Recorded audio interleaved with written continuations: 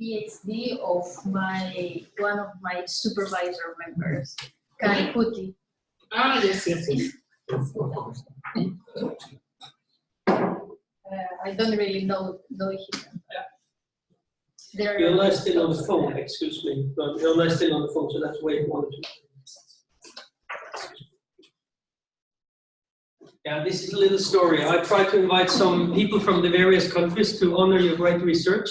Actually, I also talked with French and Belgian embassy, and the Finnish embassy answered. And they send a warm regards to this venue. That's really good. We're just in the wrong city. The woman is in Stockholm running around drinking champagne, probably. So she should be here listening to science instead of drinking champagne. That's my opinion, but okay, fine. Or do some peace negotiation between Finland and Sweden. It's a urgent topic. Today is the what's it called? Finnish Swedish Heritage Day. Oh, that's not a bad. That's a good match. Yes, today. Oh, good. That wasn't bad. You see? Yeah. Well, it depends on which part of Finland you are. But yeah.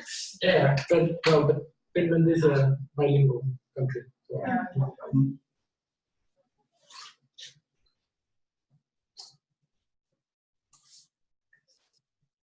So that could have been a good excuse to. Yeah, she should have. Yeah, that's maybe because she's busy in Stockholm with some dinner. So yeah, okay. It's okay. I didn't try. That's the thing.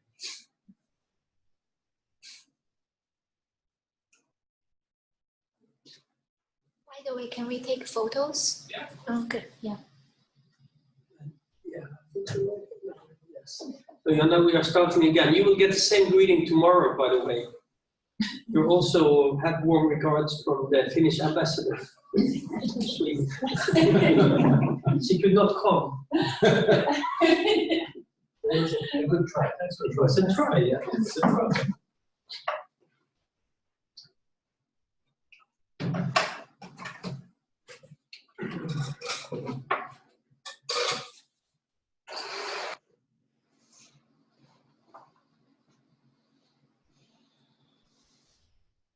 All right. Shall I start? Yes. Yes. Well, I need to introduce you. Yes. It's Andrés Lucero. I think I met you when you worked in Nokia Research in Tampere, or even before that. And now, and then after that, you worked in Denmark, in the University of Southern Denmark for 2 years. Is that correct? Yes. And since 1.5 years, you are in Aalto University. 3. Oh, 3. Okay, yes. Sorry, but also kind of not so wrong. Okay, good. Yes. And you've probably done other things in between. Is that right? Yes. Yes. I think we met in Australia. That's possible, but too many problems. Tabletop. Oh yeah, we actually went to see crocodiles here, so I was probably here. Yeah. Yes. We should talk about co-design, collocated, playful interactions. Yes. It will also be important tomorrow. Yes. Welcome. Yes. Thank you very much. Thank you. Yes. Hello. My name is Andrés Lucero. Thank you for the invitation. It's an honor also to be part of Luis tomorrow's PhD defense. And I'm going to talk a little bit about my work in general, but hopefully this will also sort of give you a hint as to where the questions will come from. Because my background is actually visual communication design. So I'm a designer. I work in human-computer interaction. I can code. I can do all the things that HCI people can do, but I'm always sort of thinking of the user and the benefit for the user and doing cool things, but ultimately I'm interested in what do people actually do with these things. So I'm going to talk today about, these are the 3 main areas of my work: co-design, collocated interactions, mostly with mobile devices, but now I've also added quickly, although I only have a phone, I have all my slides in there. So based on the things that you were presented, and I know your work, so I just dragged in a few more interactive screens in there. So I'll talk a little bit about collocated interactions, and I'll finish with playful interactions. All right. Yes. So first, I'll start with mobile collocated interactions, and the idea here is, and Jonna will be familiar with this, the people, the environment as well. What was this called? Innovation Center in Tampere? So a lot of this work was from my Nokia time, and the situation is the following. We started to think about, okay, we all have a mobile device. You all have a mobile device with you, right? On the table, or in your pocket, or in your purse, right? Okay. So we were thinking of situations where you might go to a bar or to a cafe and you want to start sharing pictures, for example, and you might do that by showing the screen to someone else. If it's very close friends, you might actually just pass the phone around and let them play with it. But the mobile device is a personal thing. I'm not supposed to just walk up to you and start looking at your pictures or the things you're writing on social media, because these are sort of very personal devices. So we would need to have sort of a paradigm change where we would need to move a little bit from this personal and individual use of mobile devices towards more shared multi-user experiences. So we started to think about these sort of mobile collocated interactions. But with all this work, there's always, and as I said, there's always this sort of user that I have in mind. A key question is, well, are people actually willing to share their mobile phones? I mean, mobile phones now cost €1,000. And we all have that friend that might drop your phone or might spill a beer on the phone or might scratch the back of the surface. And do people really want to do this? Are we ready for that type of sharing of phones? So this is what this research was sort of looking at. And as I'll stress again and again, there's two aspects to this. I'll just have 2 slides on co-design. The first one is this one. So in this work, instead of just inviting people in the beginning of a design process or research process to gather requirements, and at the very end to sort of test or deny our sort of hypotheses, in this work, the idea was to involve the end users throughout the process. So we did not only, well, I'm going to show you a little bit what we did in this process, but and this comes from a genuine interest in just understanding what would everyday people want to do with such interactions, and to have them as active participants in the design of these novel technologies. So this is something that runs across all the work that I do. So I'm going to walk you through very quickly 3 types of methods that we used in this project on mobile collocated interactions, so cultural prose, co-design workshops, and then prototype evaluation. Before I go into that, I need to show you a second slide that relates to co-design. And this is connected to something that I did during my PhD. I did my PhD in the Netherlands, in Eindhoven, and with Chalmers as one of my supervisors and co-supervisors. And I did also part of my PhD. I spent some time in Finland, in what is now Aalto University, but at the time was University of Ireland in Helsinki. And so this is what we did. We tried to, I did 2.5 years of just understanding how designers work. And once I had an understanding of how designers use a specific tool, which is mood boards, or a type of collage that designers use, then I tried to invite them into these environments where, instead of me telling them, well, this is what designers want to do, I invited the actual designers to sort of co-design with us. So this is colleague Kirsika, she's a researcher, I took the picture, and these were 2 designers that used mood boards as part of the work. So the idea here is to facilitate participation through events intended to inspire design participants and scaffold collaborative ideation. And so what I created during my PhD was this idea of dialogue labs, which provides a more structured way of bringing people into these sessions. Because as we're all very familiar, either in industry or in academia, we can have these sort of half a day or full day workshops where there's a lot of post-it notes, and you collect these post-it notes and they appear somewhere on a shelf 6 months later, and nobody has really followed up on the results of those discussions. So it's very nice to sort of get the discussion going, get some ideas, but the follow-up is not very clear how that's done. So with this method, we created a 2-hour workshop session where people come. There's a pre-selection of the best ideas, which is also done in a collaborative way, so people get to vote so that it's not just the researcher who says, okay, based on what the users have told me, then I, as the researcher, have the power and I decide that this is what they want. No, if you would have participated in such a workshop, then I would have asked all of you to vote for what you think are the best ideas that come out of such a workshop.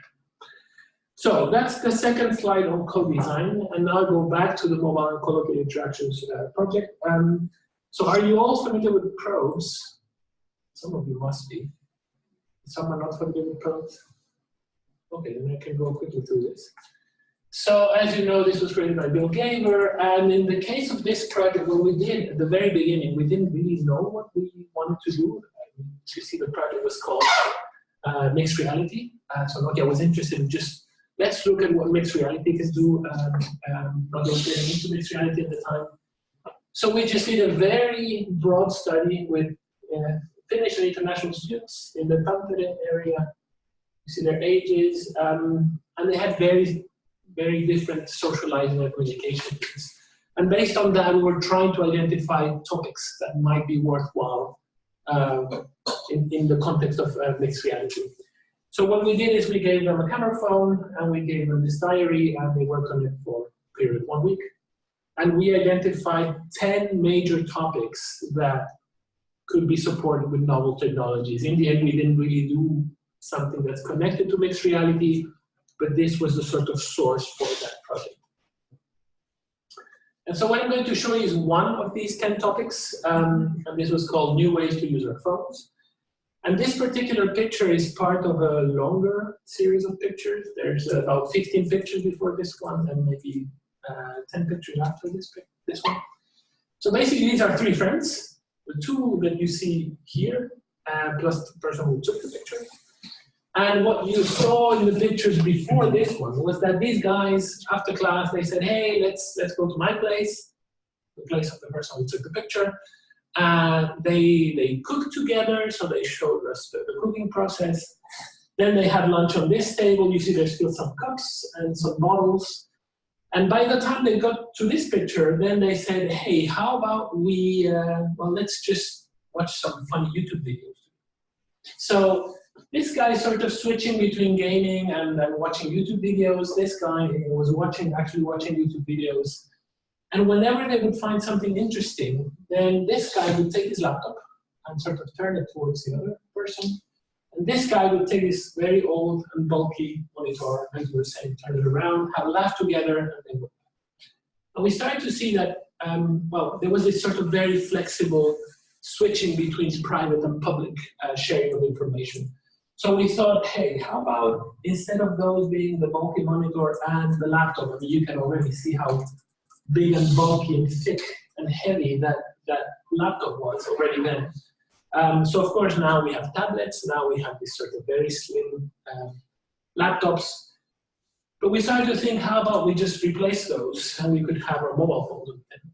So we could basically, by having enough mobile devices, we could actually augment a table or a wall or any surface and make it interactive. So we got about 1,300 pictures from our participants. And this one picture was the one that sort of inspired and influenced the research that we've been doing actually for the last 10 years or so. So this is where the picture actually came from. And where the project came from. So that was the first step. We did a cultural probe study.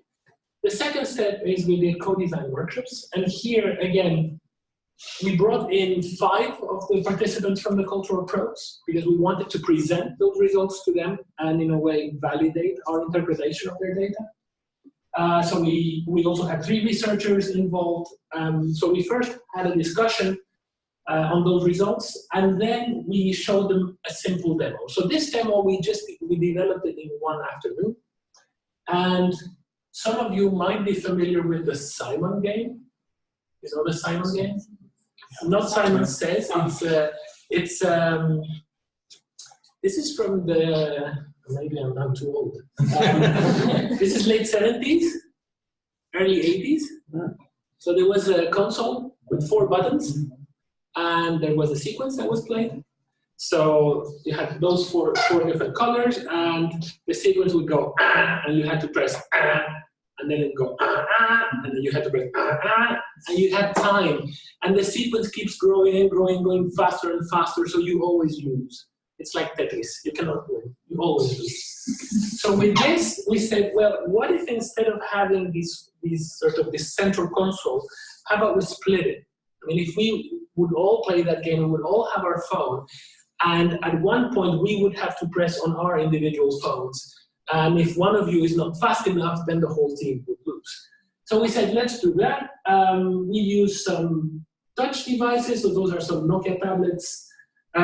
These are some non-touch devices, and basically people just had to press when it was their time. What was interesting for us was that what we wanted to test is again, remember the main question for this work was, are people willing to share their mobile phones to do such a thing?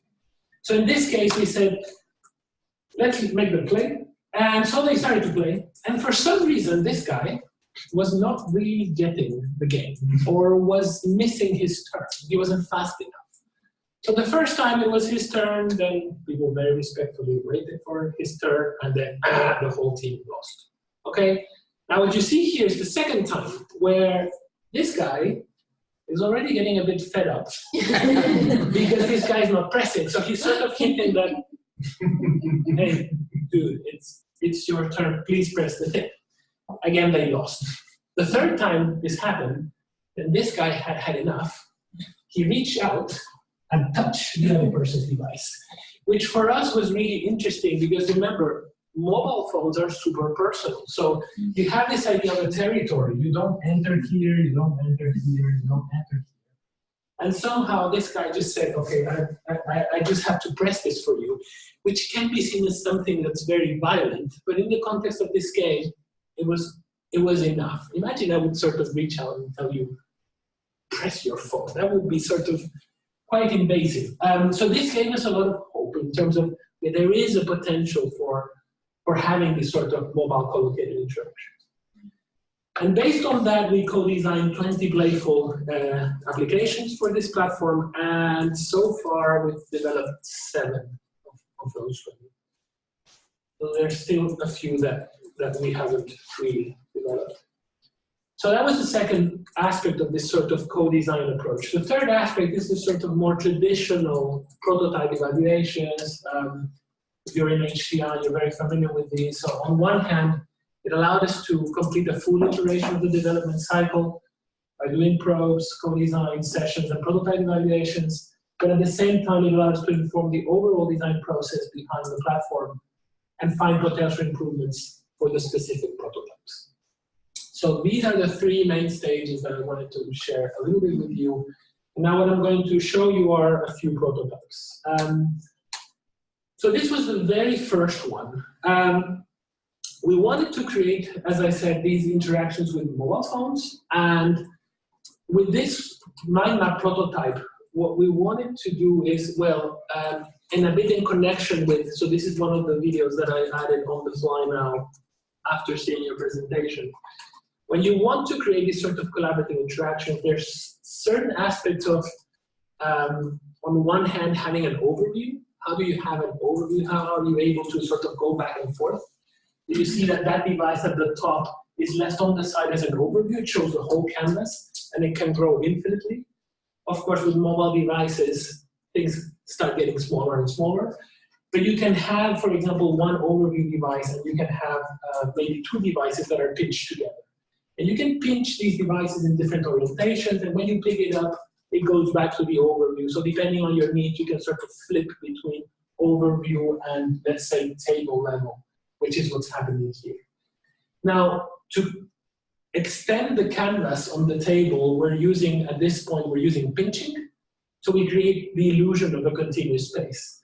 But if right now, so this is pinched together, so it creates a continuous space, I can drag things and things, the whole canvas is sort of shared across these different devices. But if I were to physically take this device and put it somewhere else, the system would still think that these devices are connected. So we needed, in a way, we needed to be able to track the phones on the table. And for that, we created the next prototype. So with this prototype, it allows us to share photos for several users. But these 4 devices have additional sensors that allow the phones to know where each phone is respective to each other. So basically, if you all had a phone, and like this, and I wanted to share a photo with you, then I could just physically flick photos to different people, and the system would know in real time where the phones are with respect to each other, so you know the relative positions of this device. And with this, what we wanted to do, again, I'll mention this again and again, I'm always interested, I mean, this is very cool, but what I'm interested in is in supporting activities that make sense to people. So now I have a question for you. How many of you, with all the digital cameras that we have, how many of you print digital pictures onto physical paper? 1, 2, 3, 4, 5, 6? Wow, that's a lot. Wow. Yeah, so the main way right now for us to share photos might be to put them on Flickr or Instagram or Facebook. If you get together with the family, you might hook your phone or laptop to a large TV and you can sort of share. But in the old days, and we've already established how old I am, in the old days, you had the physical prints and you would get together with the family in the living room. And there would be a very rich social interaction happening there. So for example, you would get together with your favorite cousin and you would say, oh, let's sit together and we'd look at these together. And then as the pictures were sort of passed around, they might get to grandma, and grandma goes very slowly. So you would say, hey, grandma, please hurry up because the people on this side want to also see the picture. So there were all these sort of very rich social interactions that were happening. And right now we're putting stuff up on Facebook. And there's actually research that tells us, okay, we're hoping for a like, but we don't really know what a like is. A like might mean, I've seen it. It might mean, oh, this is really cool, give me more. Or it might be, yeah, I saw it, leave me alone. So there's all these interpretations and these meanings to a like on a picture. So with this, what we wanted to do is to sort of replicate this sort of passing of pictures around on a table, but also combining it with the advantages of modern technology. So as you saw in the video that's been looping now for a while, if let's say I start passing a photo and I'm talking about photo number 1, sorry, I'm talking about photo number 10, but you have photo number 9, 8, 7, 6, so on and so forth, because I started to pass two pictures as a pile. But Olivier might have a picture on a question on picture number 6, but I'm on picture 10, 7, 8, 9, and they have 5, 4, 3, 2. So you might want to, hey, Andrés, this is your picture, this is your trip. Can you tell me about picture number 6? So then this is what you would do. You would sort of, okay, this picture is going to pass there. Oh, no, it was just, you would just double tap and all the screens would show the same picture to coordinate the presentation and the discussion of the photos, which is a little bit what would have happened in the real world before, when you would have said, hey, Andrés, what was this picture again about? Oh, yeah, that was Thailand, or blah, blah, blah, blah, I was doing this and that. And then I would go back to sort of just storytelling, basically. So this was passed them around, the second prototype. Then I also added this one on the fly because I wanted to show you a little bit the combination of that it's not just mobile phones, but it's also mobile phones with public displays. And public displays can mean different things. So traditionally it has meant a large projector or a large interactive screen. But here what we did is we created a session, an activity in a bar where people would sort of take pictures and annotate them, and then they could publish them onto a public display inside the bar, and then they could vote for the best panels that were created during that session. So Again, with this position tracking, we could sort of detect whether the person was clicking to public display A or B. But in addition, as you saw in the video, we also explored the idea of using mobile phones as public displays. Because although they are small, in this room, I could be in one corner and start flashing text, for example, from across the room, and that could be used for interaction. This is another aspect. We wanted voting to be very public. So basically, you would sort of, once the voting was open, you would vote in favor or against. And we started to see very interesting things, such as people feeling not very comfortable about giving a negative vote in public. So they would sort of cheat and sort of pretend that they were doing a thumbs up, but they were actually doing a thumbs down. So there's all these things about, once we introduce these technologies, what do people actually do with these technologies, and what are the aspects that are positive, and then aspects that they would like to sort of get rid of or change in the way they interact with the system. So this was Moby Comics. And the last one that I'm going to show is a more recent one. This was done in Denmark. But again, in connection to your previous presentation, the idea here was to sort of gather a lot of information in the beginning of the design process.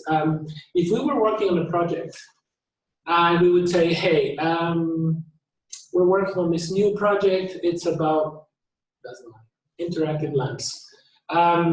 But you've all probably would have been sort of looking at interactive lamps in the last week or so. How do we bring all that information into a design discussion in a way that we can start sort of sharing information? So what the system did is that the idea was that it would sort of look through your sources of inspiration, be it images, notes, or websites that you have browsed, and it would present them. So you see here there's 4 different color timelines for 4 participants, and you could start sort of making sense of, these are individual timelines, and once they do this joint gesture, then the timelines have now been joined. You could join up to 4 people with these mobile devices, and then there's all these sort of aspects, as you were explaining, jumping from one part of a presentation or of a timeline is a very tricky thing, because all these are 4 individual windows into a system. So how do I tell Olivier or you, hey, you should look at this image. So how do I point your attention to that?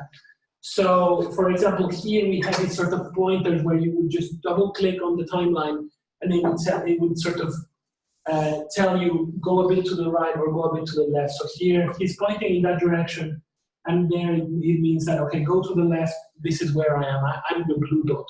So just coordinate, very simple coordination mechanisms from one timeline to another. This didn't really have the spatial aspect to it. These were sort of standard Android devices, but the coordination mechanisms we thought were super important and interesting.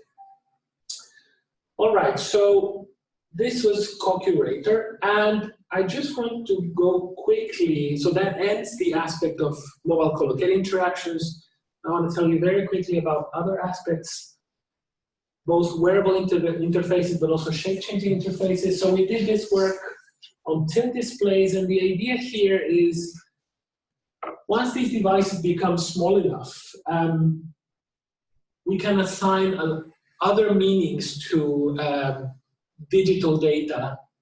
And you were talking about data physicalization, for example. So in this case, just by having topographic information of this valley, then it can not only sort of react to different heights as this sort of video is moving through this space, but it could also sort of hint at, hey, here there's, just like you had, for example, this student asking for, what does XML mean? And then you can say, okay, here you have a link to XML. Here with this system, now if you imagine these would be small, very small screens, the information can be embedded and can physically suggest, for example, that now this one is going to pop up. And you can say, hey, I have more information. I have a definition of XML, for example. So you could click it and then access that information. So now these are quite big and bulky. This is about the size of an iPad, a bit longer. But basically with this, you could have another layer of information of sort of physicality, but also dynamic aspects of an interface.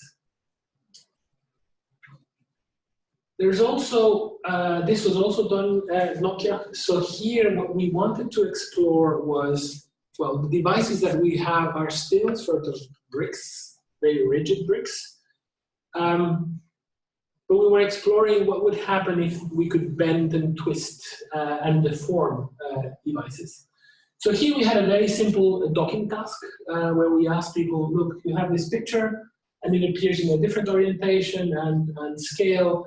And we compared 3 different ways of docking that image into that frame, which were, this is the traditional way of using touch on your devices. But we also combine bending and twisting for rotation together with touch for panning on the front side, but then we also flip this around so that we could bend and twist and do the panning behind so that we would not occlude with our fingers the screen. Of course, that screen should be here, but at the time, getting your hand into a bendable device that would not break was extremely difficult, so this was our way of doing it. But what we found here that was super interesting and encouraging is that people were really, very quickly, it became a very powerful and sort of accurate tool. So you can think of, if an image is very small, in a faraway location, and upside down, normally on touch, we would do rotation, and we would do zooming in and out, and then panning. So there's a lot of segmentation in the movement. Whereas with this, you can have a continuous movement. And people actually started to combine twisting with bending. So they would do both at the same time, and the image would sort of scale up or down as it rotated. And they became quite good at it, and very fast. So within a few tries, they started to combine both movements, which again is super encouraging for these types of interactions. And finally, this was work on wearable devices, and the idea here being that this is the city center of Tampere, so this was also connected to Nokia work. We were trying to see what would be the use case for interactive glasses, smart glasses that would sort of make sense for us. And the use case was the following. This is Hamenkatu in Tampere, and you need to get to the railway station, which is at the end of the street, while you're waiting for a message from your boss that will tell you whether you need to take that train to Helsinki or not in the next 5 minutes. So you have a few conflicting things. You need to navigate, not get hit by a car, but be aware of that notification. So of course now that would be done by having your phone and sort of running with your phone and sort of bumping into people and again potentially being hit by a car. So we wanted to explore whether this would be any better for that. And we actually ran this in the wild, so in the city center of Tampere. And it did help. It does. People are able to navigate, and we tried this under very different weather conditions. But at the same time, these notifications, be it a butterfly, as is here, or a blinking light, they can either be missed or they can also distract. And it really depends on where you're looking at. It really depends on the technology. So here we used some Epson Moverios, which actually were not designed for this. The Epson Moverio is sort of a movie theater experience in a plane while you're sitting down strapped, and we use this for walking. So this This was not what it was intended to, but again, it allowed us to sort of explore what things like Google Glass, for example, but also if you think now HoloLens, how things would work when people actually start using them in the wild. So this is also work that I did, that we did in Nokia on such devices. All right, so once this replay, yeah, okay. So more recently, I also started to look into first-person research methods in HCI. I just have one slide. So this is me when I used to be a professional football referee a long time ago, like 30 kilos ago. And so this was when I was in Chile before my PhD. And at the time, I was, as you see there, on a brink of burnout. I had 4 jobs at the same time. So I was a teacher, university lecturer. I was doing web design, also freelance designer. And my phone was ringing every 15 minutes, literally, especially because of this. I was working Monday to Friday, training Tuesday to Thursdays, and traveling across Chile, which is a very long and narrow country, Saturdays and Sundays. So my phone was ringing every 15 minutes. I was going nuts. And so when I moved to the Netherlands to do my PhD, I said, I'm getting rid of the phone. And for 9 years, I didn't have a mobile phone at all. You can actually see this was my period doing my PhD. Then in between, I was in Nokia. And the moment you sign a contract with Nokia, you get a phone. There's no option. And these were my years in University of Southern Denmark. So again, I went to another period of not having a phone.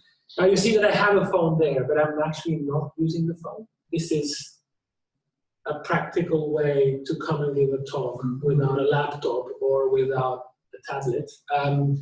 So when Morten saw me, he said, don't you need to get your laptop? No, I have a small phone, and that's it. That's all I need. And again, here for HCI, the idea of having a sample of 1, where you report your own data, is a tricky one. And I published this at this conference last year, and I really needed to sort of go back into the literature on autoethnography, what makes an autoethnography in social sciences. And so I also reviewed that literature and proposed criteria to judge an autoethnography, because there's different motivations to do something like this, and there's certain criteria that need to be met in order to, and these were not my criteria, but what I did is I sort of compiled criteria from social sciences and technology in different areas, because this is sort of starting in HCI, but getting this paper accepted was hell in HCI. All right, and this is the last topic I'm going to talk about. It's about playful experiences. The third topic, and you had some slides about art, and so yeah, so you know. Okay, good, excellent. That's what I was going to ask. So this is a fantastic painting. Don't check it now. Check it later. But there is a website, and this shows different types of games and play. Some of them our children still play them, but others have been lost. And you can sort of basically hover each of these, and it will tell you, oh, this is, in modern times, this is this, back then it was called that, this game has disappeared, etc., etc. But this allows me to talk about play, which is, of course, deeply rooted in human culture, and Roger Caillois and Gonzalo Frasca make this distinction between play and games. So play is this sort of joy that's often present in children's free-form play, while ludus is formal play with rules that define a winner. And this is the painting from 1560 by Peter Bruegel. Again, check it later, it's super interesting. So what we were doing at the time is we were looking at playfulness at Nokia, and Fullerton defines this as a state of mind rather than an action. And the definition that we used for this research is that it's a mindset whereby people approach everyday activities with a frivolous, purposeless, and frisky attitude. So if you look at the picture at the back, you might now, in the fall, you might find a pile of dry leaves that someone has been sort of nicely raking, and then you have this inevitable urge to either kick it or to jump between different piles, and that really has no consequences in real life, but it's connected to our playful nature. And these are the things that we thought about. What would it mean to design? Whoa. This is odd. What would it mean to actually, yeah, it's becoming playful. What would it mean to actually design for playfulness?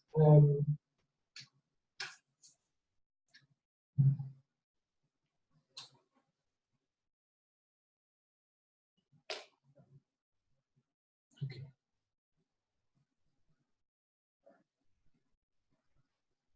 So what would it mean to design for playfulness is the question that we had. Because we thought that, well, this is an important, but it's an often neglected design quality. So we started to do our work on playful experiences, looking at the role of playfulness in creating a delightful user experience. We started with this pleasure framework from Costello and Edmonds, which evaluated playful interfaces in interactive artworks. It had 13 categories. And then my colleagues, Hannu Korhonen and Juha Rasvuori and Markus Montola, developed this Plex framework that has 22 categories. It covers pleasurable and game experiences, emotions, elements of play, and the reasons why people play. And the studies that were done to validate this framework were connected to video games and everyday gadget use. So in terms of video games, the way they did it is they asked people who were playing Spore, Grand Theft Auto, and The Sims to report back what were some of the playful experiences they were getting out of playing those video games. And in terms of everyday gadget use, at the time, 2008, so remember, no smartphones just yet, well, the iPhone had just come out, but you would have MP3 players and you would have your mobile phone and things like the predecessors of Fitbit, things like that. And we asked people to, again, report their experiences from using these gadgets in having the everyday use. And out of that came these 22 categories for the Plex framework. And based on that, we've done two types of work. The first one is Plex for design. So we did workshops where we used designing for playfulness beyond video games. Remember, they started with video games. We wanted to see how this expand to everyday life. Then we created these Plex cards to communicate the categories of the framework. They're available in several languages, and you can download them for free there. But we also did design patterns work with causes, consequences pairs describing the occurrence of a given pattern in interaction design. And we have a summary of all the activities that were done in terms of Plex for design here. But as I said, these are the Plex cards. So the Plex cards, there's a top half. The challenge with the Plex cards is why we created the Plex cards is the following.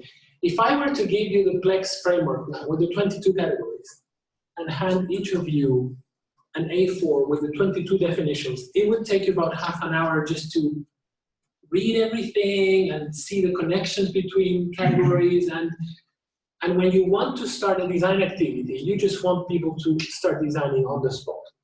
So we created physical cards. This is one category. And what we try to do is that in the top half, we would have a picture in black and white with human emotions. Do you know what this little girl is doing?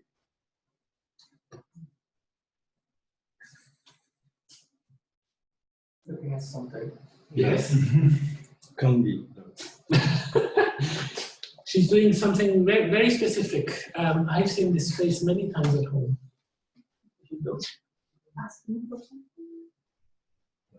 No, she's watching TV. No. How we see in the eyes. You can see in the eyes. Yeah. Well, I don't She's watching. She's gone. She's very concentrated on the TV. She's there. Her dad or mom took a picture, and that's the face that you have. So we wanted to show some of these sort of human emotions without actually showing an activity, something that is hopefully as universal as possible.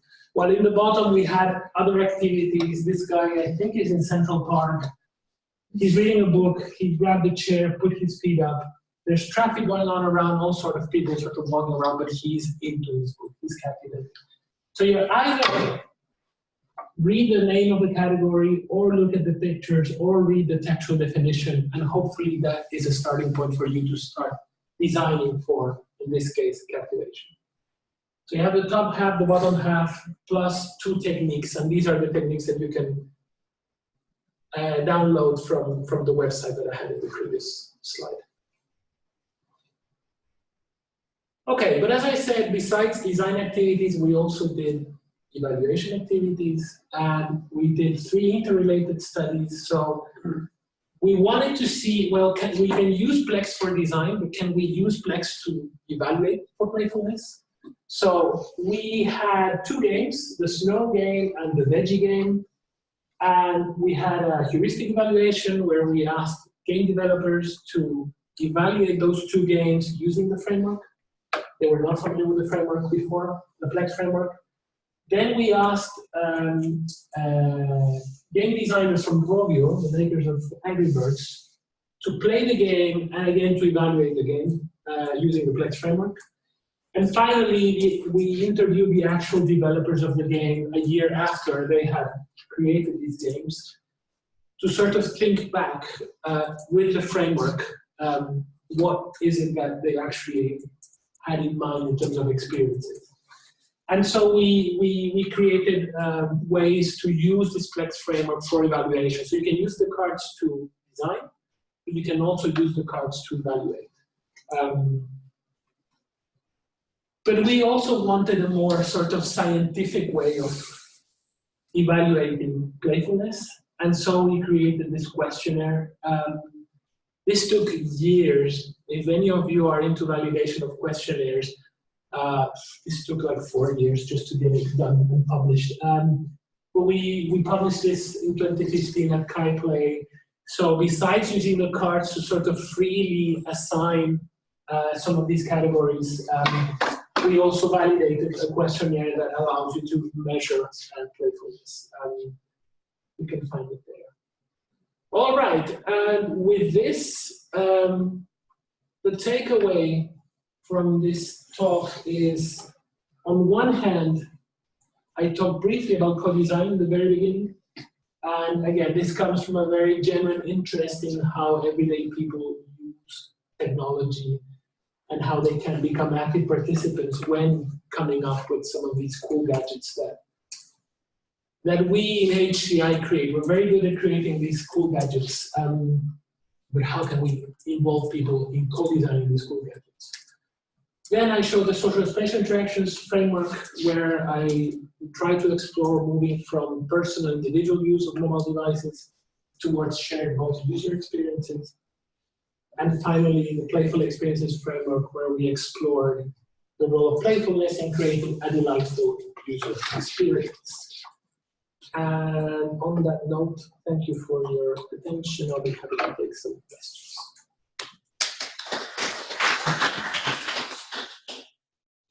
So, thank you very much. So questions, please.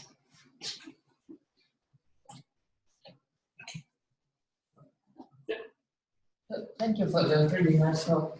So, in your research,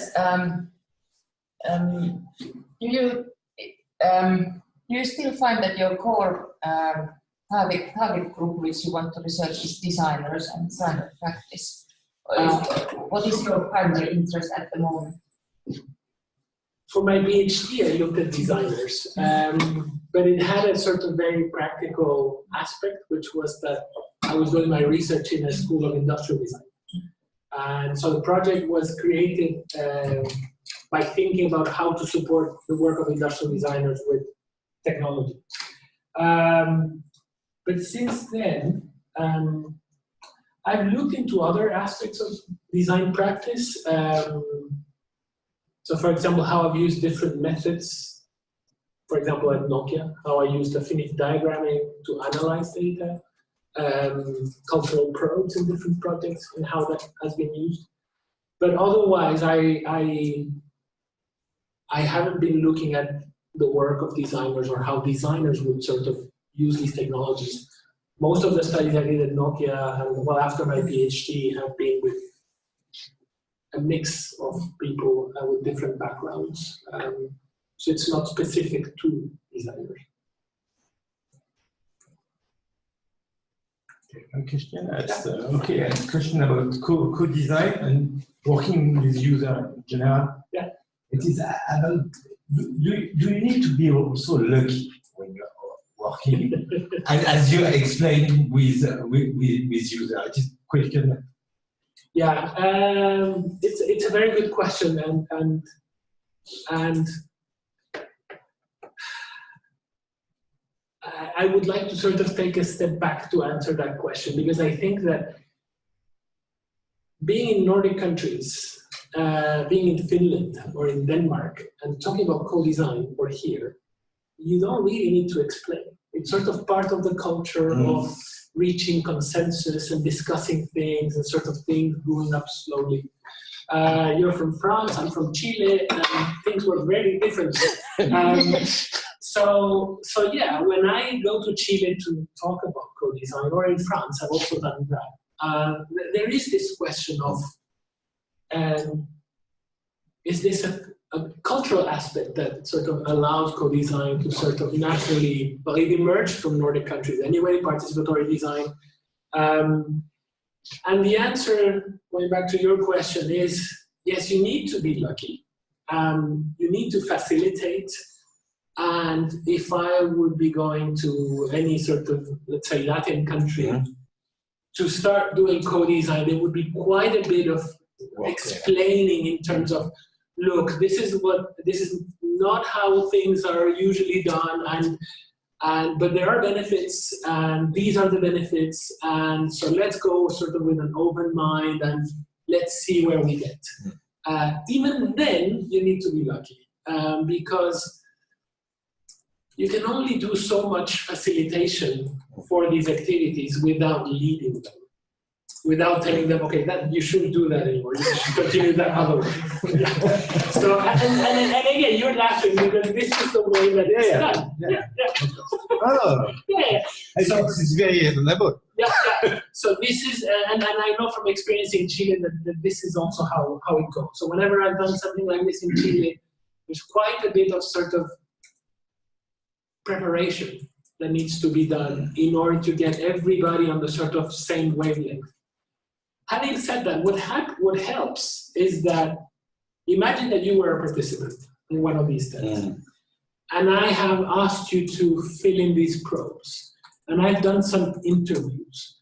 When you get to the time of co-design, you're already familiar with the topic, you've already shared information with me and with other participants. So all the activities that you do before co-design allow you to sort of get to that point where you can sit together, you know what the project is about, you know the researcher, you might know other participants as well. So hopefully people have sort of opened up and are familiar with the idea. But I agree, I guess the question, the underlying question is, well, can you just bring random people to a session and, hey, co-design? It's very difficult. Okay. Thank you for a very great talk. Thank you. And I have only one question. I'm very curious of this Plex questionnaire that you published in 2015. How can we get access to that questionnaire, or is it possible to get access? Yeah. It's so. I'm trying to remember. There should be a link in the paper itself. So the paper doesn't have. It has the categories, but it doesn't have. So it's not a sort of online tool. It's sort of a paper questionnaire that should be created based on the categories that are listed in the paper itself. but I'm trying to remember whether the first author actually made a questionnaire. At least you won't find it in the Plex website that I put there, but people have been using it, so there must be a digital version that people can sort of fill. Okay. It's public. Yeah. Yes. And did you use the reading scales as well? Yes. In that? Yeah, so we use Likert scales, and that was sort of part of validating the question. I'm very happy if we could use that as well in our project. It's public. Yeah, and during those years, because that was done in 2015, and then during those years up to now, have you reflected upon what you have evaluated and what you, I mean, maybe it's a perfect guideline already, but I'm just thinking if you have seen any potential room for there's plenty of room. With Plex, it is explained in the sort of overview paper. I can put the link up. Now we're going to test navigation. Yeah. It's not that difficult. What am I looking for? The questionnaire? No, the link. Okay, I forgot what I'm looking for. It's not a problem of the tool now. Okay, cool. The improvement. The improvement, yes, thank you. So, what we did with Plex is, this was a very deliberate snapshot. We decided, we had at least a year of discussions. This category, this framework at one point was 14 categories, then it became 30-something. Then it shrank down to 28, then to 22, and at one point we said, we need to freeze this in order to be able to develop tools, the questionnaire, the Plex cards, etc., etc. Why? What was happening with this discussion? The thing is that some of these categories are connected. So you could say that exploration leads to discovery, for example. So these two categories are very much connected. One is an action and the other one is a consequence, okay? Then you had other categories that were positive or negative, and again, that were connected together. And this is, that discussion is what made it shrink and expand, and it wasn't really helping. We could still be discussing today about that. So we have sketched in this paper, we have a discussion of what are those aspects of the category, of the framework that could still be worked on. And the ones that I remember now are those action consequences, positive, negative. There were other that at the time were discussing masculine, feminine categories, things like that. So there's plenty of stuff that could be done.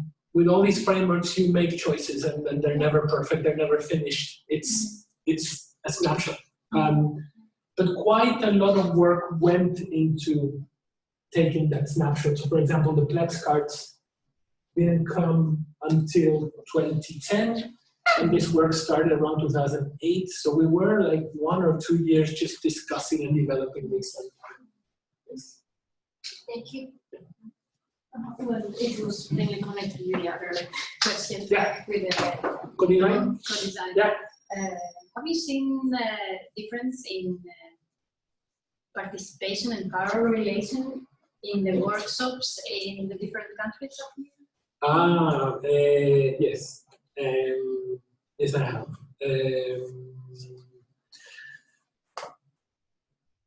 I've run sessions like this in the Netherlands, in Finland, in Chile,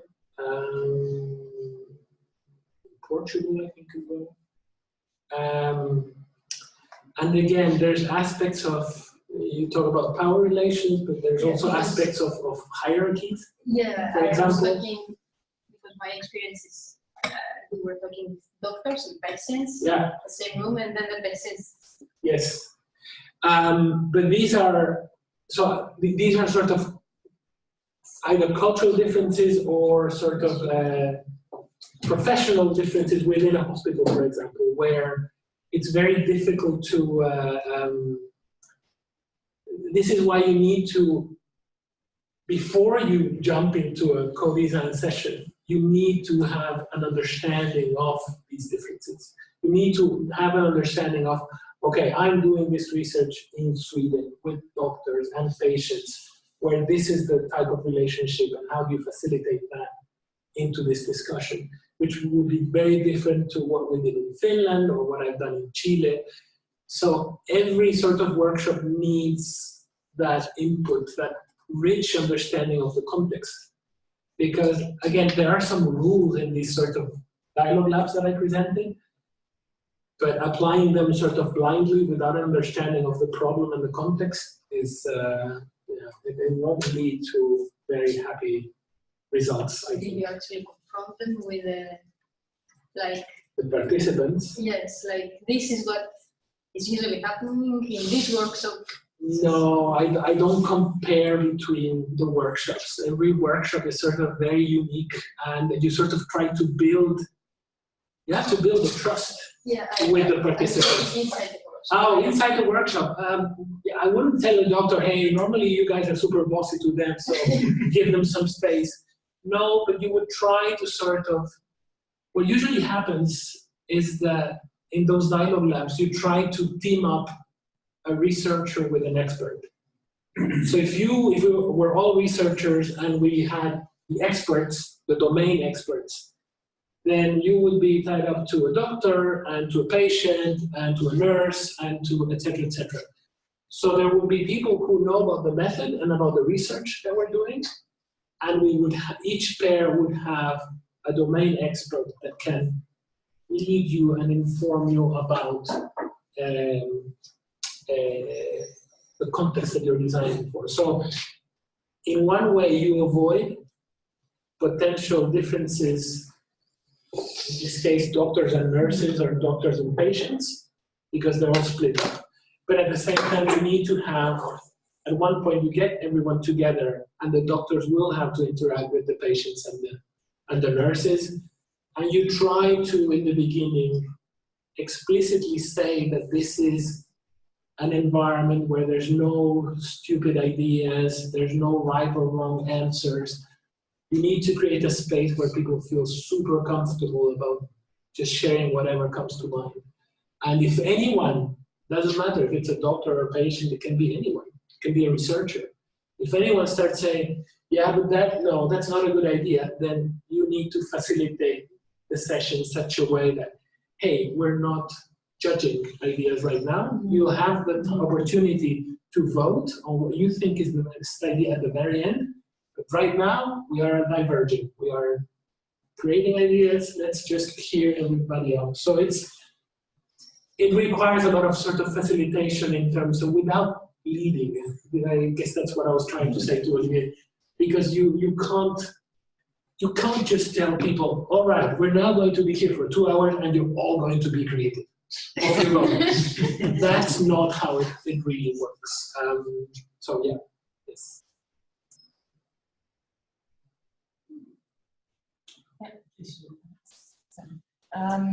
So I have a question about this design in these flex cards. So,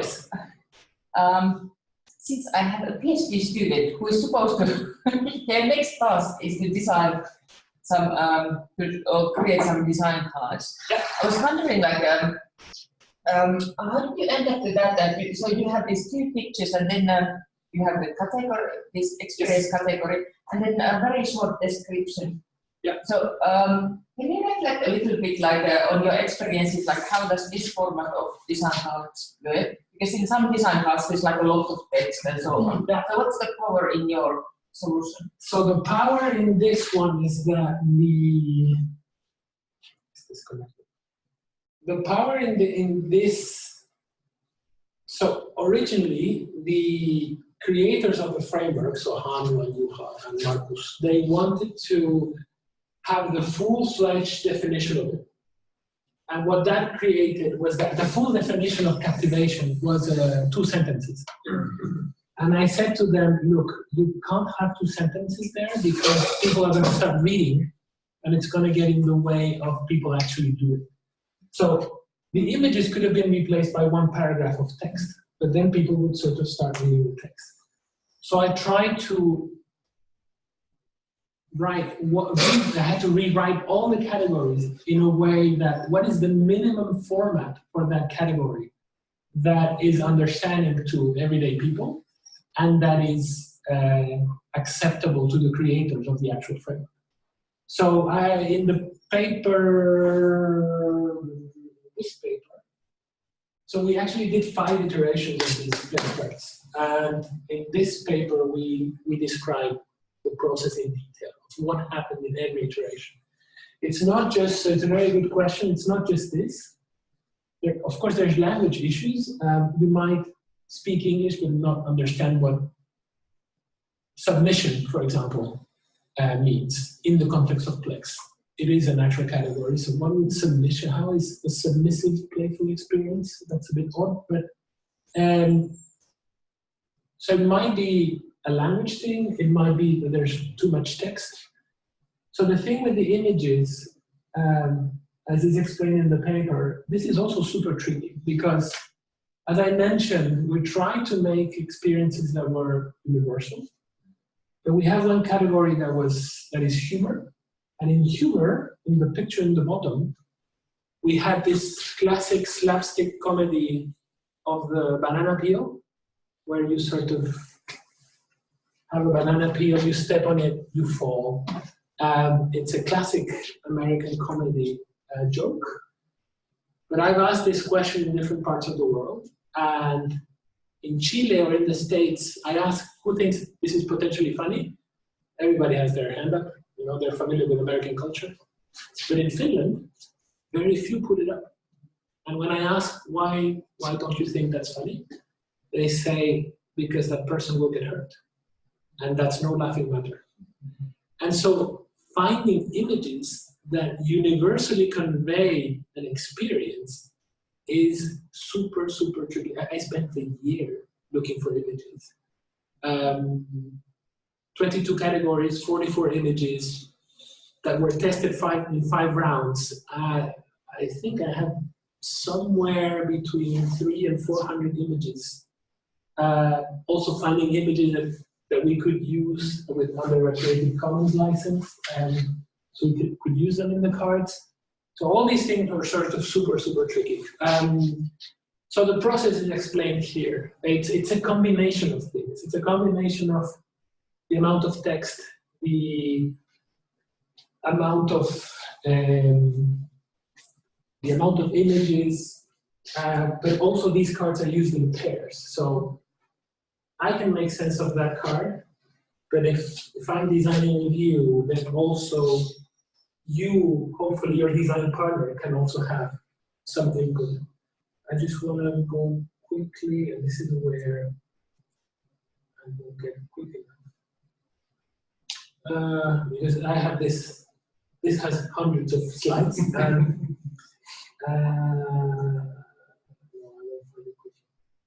Maybe, yeah, I'm getting there. Yeah, here. That was lucky. So here, we wrote this book chapter with Peter Dalsgaard, Kim Halskov, and Jakob Boer. So they made the inspiration cards workshop, and Jakob did the video cards. And so we got together and we asked this specific question: what is it about designing cards? What is it about cards as a tangible object that allows for discussion and facilitation in the context of design ideation? So here you might have found at least also someone else's opinion on it, not just me. Yes, thank you for a great talk. And I sure see this parallel to the work we have done here, and that's called dynamic view about the devices. So yeah, it's nice to see that there are some parallels. This is really good. Yeah, and I acknowledge that developing questionnaires is not easy. We applied for some grants, it was pretty well ranked some time ago, it didn't go through. It was about categorizing pain experiences. Yes. And you probably know that there are pain questionnaires. Yes. Now that's even more difficult. I mean, that the categories you talked about, I guess. It's not easy. Oh, yes. Yes. That would take 10 years for it. Yeah. We didn't do it, but it was a grant proposal. It took us about, I think about 4 years, just because we had to redo many times just to get the numbers, to get to validate and to get significance. And once we got it, then it was easier to publish. But it's interesting work, but it's you need to be prepared to sort of. This is not going to be published at the next Sky, but maybe in 5 years. I see. Yes. Yes, it's the best work are like this. Yes. Yes, it is too easy, there is a problem. Okay, thank you very much. Thank you. Thank you very much. So that rounds off today, and tomorrow we'll have this lecture by club, and in the afternoon we'll have the PhD defense starting at 1 p.m. 1:00 p.m. It's all here in this room. Yeah. Yes. Make it easy. And Nice. look at next on the rearrange on the pictures design. Yeah. I wanted to show you what are we using on the front end?